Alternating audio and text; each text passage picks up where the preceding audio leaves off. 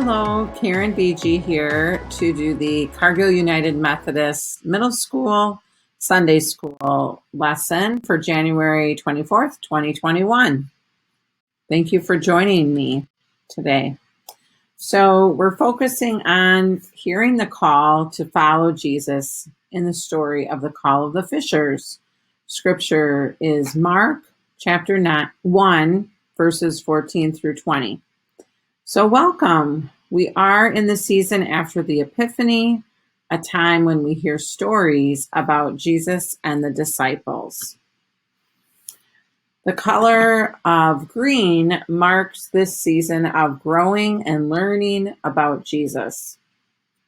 Come, let us remember God's love poured out over all creation and us.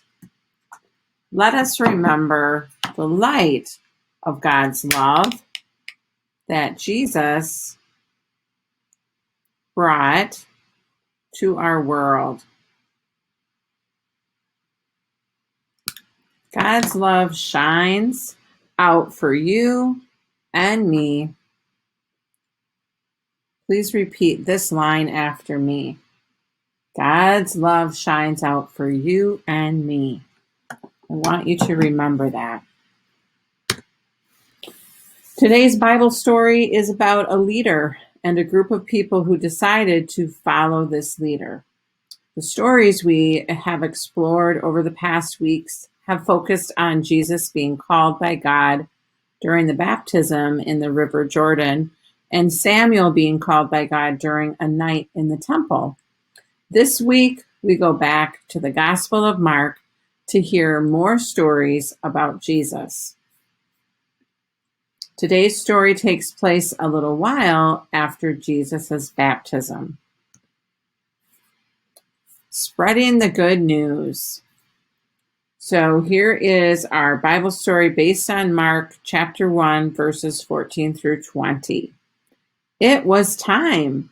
Jesus knew deep down inside that it was time to tell everyone about God's love. Jesus heard God's Spirit calling. Are you ready to spread the good news? Hurry, hurry, no time to lose. So Jesus walked all over Galilee, telling the good news to everyone. I have a message for you, Jesus called out. God's love is for everyone. Turn to God and follow in God's loving ways. People were glad to hear about God's love. Many people decided to follow in God's loving ways. Telling about God's love was a big job. So many people wanted to hear the good news. I need helpers, Jesus thought. I can't do this alone. Who could help me? Jesus walked along the Sea of Galilee, watching the fishers at their boats, mending nets, cleaning their boats. He saw Simon and Andrew, brothers who were fishers. The brothers had talked long hours with Jesus. Friends, called Jesus, follow me and I will make you fishers of people, not of fish. You will bring people close to God by telling them about God's love. Simon and Andrew heard God's Spirit calling. Are you ready to spread the good news? Hurry, hurry, no time to lose. In a flash, the brothers left their nets and followed their friend Jesus. Farther along the beach, they came to James and John. These two brothers were fishers too. Jesus called to them, friends, follow me and I will show you how to be fishers for people, telling about God's love. James and John heard God's Spirit calling. Are you ready to spread the good news? Hurry, hurry, no time to lose. They too left their boat and followed their friend Jesus. From that day on, the lives of these four fishers were completely changed. They had a new job to do. Now it was time to help Jesus spread the good news to everyone. Sometimes they shouted the good news out loud to a crowd. Sometimes they whispered it softly. to just one person. Sometimes they didn't say a word, but showed God's love by helping others. Slowly, slowly, the good news of God's love spread across the countryside. Wow, that is an excellent story. So, what big change did Jesus ask the fishers to make? Can you imagine the disciples sitting together beside this lake talking about what happened that day when they left their fishing boats to follow Jesus? Imagine how the fishers might have been feeling. I mean, leaving everything that they know, leaving their well-being, how they're going to bring food to the table for their families, and just abandoning their boats and their nets and going with Jesus to share the good news. That's called a leap of faith. Why do you think the fishers decided to leave home to follow Jesus? Well, there could be many, many reasons, but I'm sure that they heard the Spirit of Jesus calling them, and they decided to answer. And they knew Jesus before and have had many, many hours of conversation with him. So they knew it was for a good purpose and that they could be the ones sharing and spreading God's news was really important. How might knowing that they were with friends have helped them make that decision? Well, I know it would help me. Anytime that my friends and I gather together or go to do something, I know that it's a worthwhile cause. I trust my friends. I like to have my friends around me. So, especially if you're going to try something new, and that goes for anything. If you're going to go skiing for the first time, if you're going to go, boating, anything, you're going to want your friends around you. That probably would be something to factor in for everybody. If your friends are going with you and being part of this decision and you trust your friends, then that will be very helpful. Jesus invited people to leave their everyday lives and follow him on a new journey. We are following in Jesus' way today whenever we share God's love. And that's really important. And all of us need to probably work on that a little bit more. I know I do. And, try to find ways to bring up God in a conversation, even if it's just saying that you'll pray for someone. What kinds of things can we do to show that we are followers of Jesus?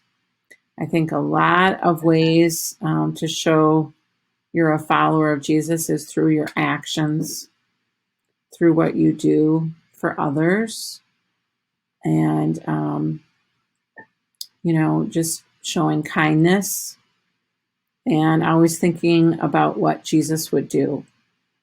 So I think that's a good way.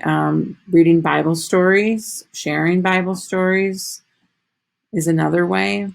Inviting friends to watch the service that's virtual. I mean, that would be something that I think would be really, really cool if you just said, hey, my church does this awesome virtual service. Would you like me to share it with you? That's another way that you can show that you're following Jesus by sharing his word with others. This is a story I thought was really kind of neat that this curriculum included about fishing in Galilee. And it talks about Galilee is the northern rocky region of Israel, and it is centered around the Sea of Galilee, which is really a lake. Because the region of Galilee has water, rain, and moderate temperatures, many different kinds of plants grow there. The Sea of Galilee is the largest lake in Israel, measuring about 13 miles long by 8 miles wide. Its water primarily comes from the Jordan River. If you were on the lake today, you would discover that storms appear very quickly, though the water is usually calm. In Jesus' time, people lived in villages all around the lake and traveled by boat across the lake to trade with each other. Fishing was one of the main occupations of people who lived there, and if you owned your own boat, you were fortunate. So I want to reiterate that those 4 disciples gave up their boats. So that was something. People who fished cast nets. Their nets were small and had weights around the edge. The net was thrown into the water from the shore or from a boat. Nets had to be cleaned and repaired every day. People who fished for a living had to be skilled. Here are some of their skills and abilities. They had to take care of boats and nets, keeping them clean and mended. They looked hard for fish, and they were patient and strong, even when finding fish took a long time. They would work with other people. The people had to be courageous and strong when they faced big storms and heavy winds, and also willing to work very hard, even when they felt tired. So I think that's kind of a neat map and something to think about as you stop and think about what those disciples gave up to follow Jesus. In fact, they gave up their livelihood.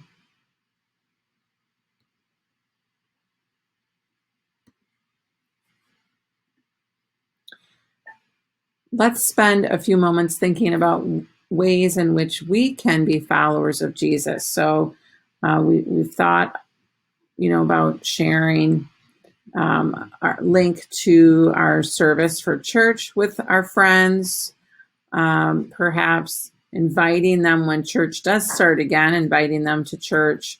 Maybe you want to share this link with them so they can also learn a little something about the Bible, and just showing kindness.